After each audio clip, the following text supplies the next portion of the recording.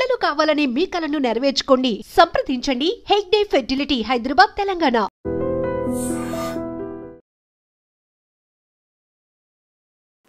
Sir, పక్షవాతం ఈ మధ్య చాలా మందికి ఇబ్బంది పెడుతుంది. కొన్నిసార్లు కొంచెం చిన్న ఏజ్లో ఉన్న వాళ్ళకు కూడా వచ్చేస్తుంది. మరి ఈ పక్షవాతం తగ్గటానికి నాటు వైద్యంలో మీరు ఈసారి మా ఐ డ్రీమ్ ప్రేక్షకులకి ఎటువంటి చిట్కాలు చెప్తారు? చక్కటి ప్రశ్న అడిగారమ్మా.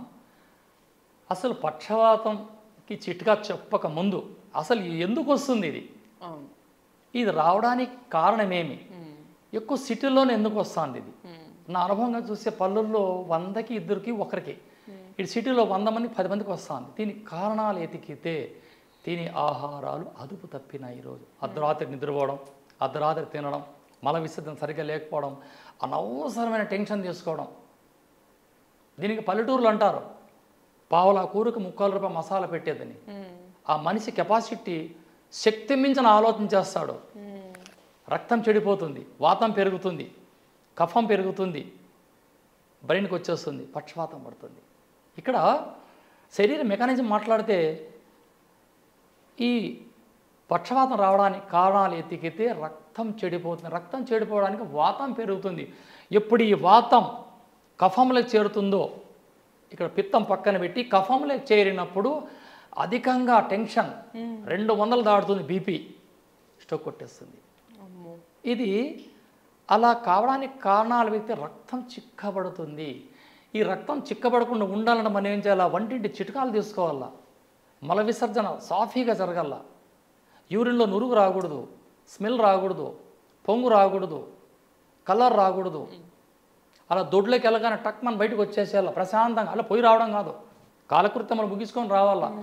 త్వరగా నిద్ర లేయాలా, అధికంగా ఆలోచన చేయకూడదు, శరీరానికి కాస్త కష్టపెట్టాలా. అప్పుడు ఈ పక్షవాతం రాదు. సరే, వచ్చేసా.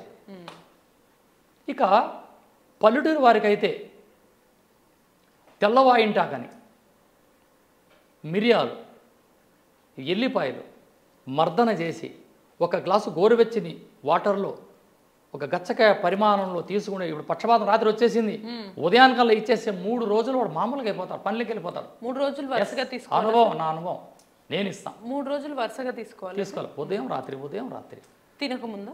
పొద్దున లేస్తాను ఇచ్చారు. ఇంకా పక్షపాతం వచ్చింది వెంటనే ఇచ్చేసారు. అదే, పక్షవాతం వచ్చిన వెంటనే పరగడుపుని ఇచ్చేసేయాలి. మళ్ళీ తినే కన్నా ఎన్ని నిమిషాల ముందు ఇవ్వచ్చు సార్?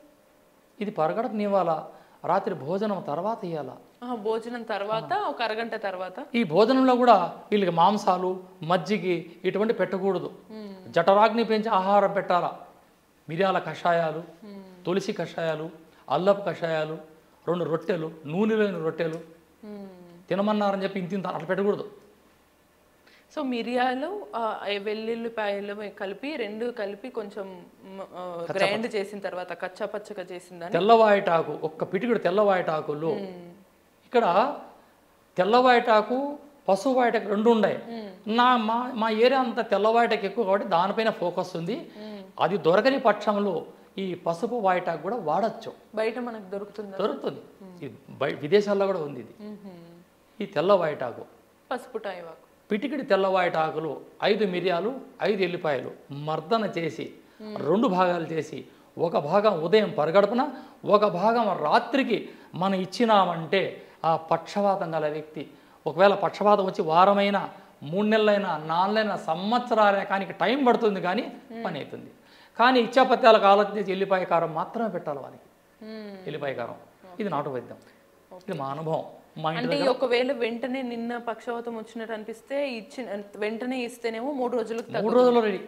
ఒకవేళ అప్పటికే వాళ్ళకి పక్షవాతం వచ్చి 6 నెలలు లేదా సంవత్సరం అయితే కనుక ఎన్ని రోజులుగా ఇది వాడితే? 3 నెలలు వాడాలా, 3 నెలలు, 10 రోజులు వాడాలా, 5 రోజుల గ్యాప్, మళ్ళీ 10 రోజులు, 5 రోజుల గ్యాప్, ఇలా ఇస్తూ మధ్య మధ్యలో సొంటి చూర్ణం, వాము చూర్ణం, వజ చూర్ణం, సొంటి, వాము, వజ, ఈ 100 గ్రాములు పౌడర్ చేసి భద్రపరచుకొని 3 కలపాల. వాము, వజ, సొంటి ఇవి కఫాన్ని చంపే గుణాలు, వాతాన్ని చంపే గుణాలు అద్భుతంగా పనిచేసేటివి.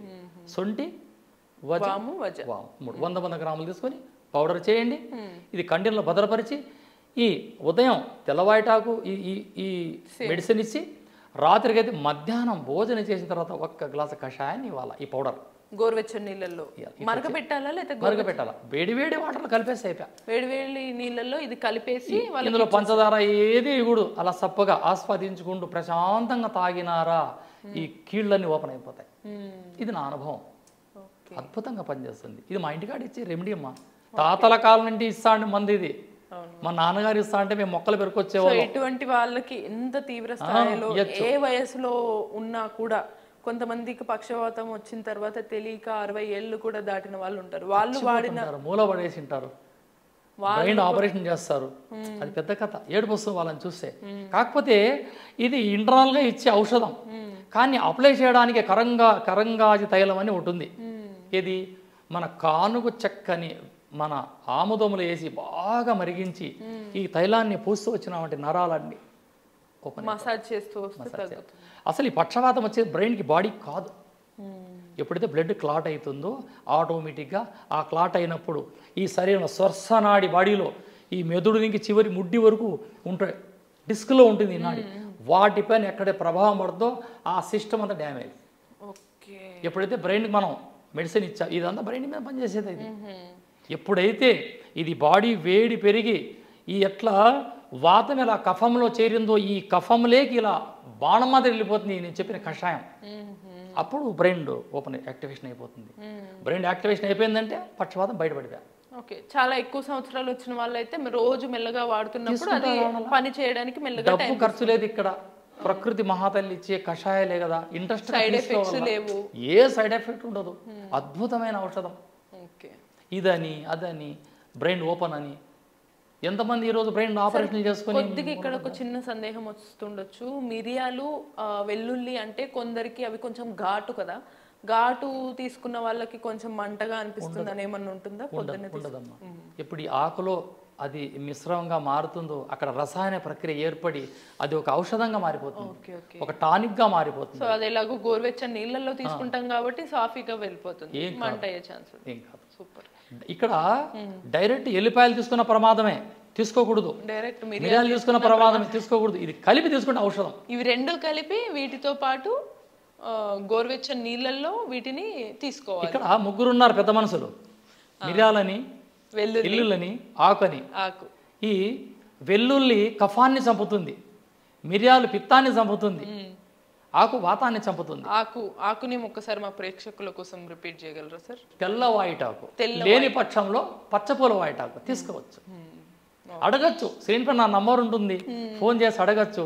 చాలా మంది అడుగుతారు కూడా, నేను చెప్తా, నేను బెజారుకోను. నేను గాండ్రిని చెప్పిన వాళ్ళ మంచికే, గురుగారు కోపం అమ్మ ములి పడుకో. కొంతమంది వీడియో కాల్లో చూపిస్తారు, చెప్తాం. కంకణం కట్టుకున్నాం, రసూల్ గురూజీ ప్రతి ఒక్క మాట వీళ్ళకి ఒక మెసేజ్ కావాలా.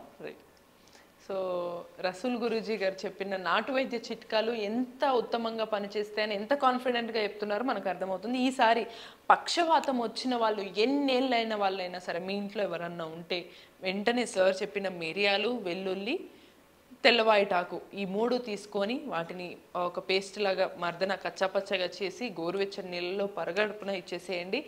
ఒక 3 నెలలు 10 రోజులు వాడుతూ 5 రోజులు గ్యాప్ ఇస్తూ ఉంటే ఖచ్చితంగా పక్షవాతం తగ్గే సూచనలు అయితే చాలా కనిపిస్తున్నాయి అంటున్నారు. ఇటువంటి మరిన్ని నాటు వైద్య చిట్కాల కోసం కీప్ వాచింగ్ ఐ డ్రీమ్.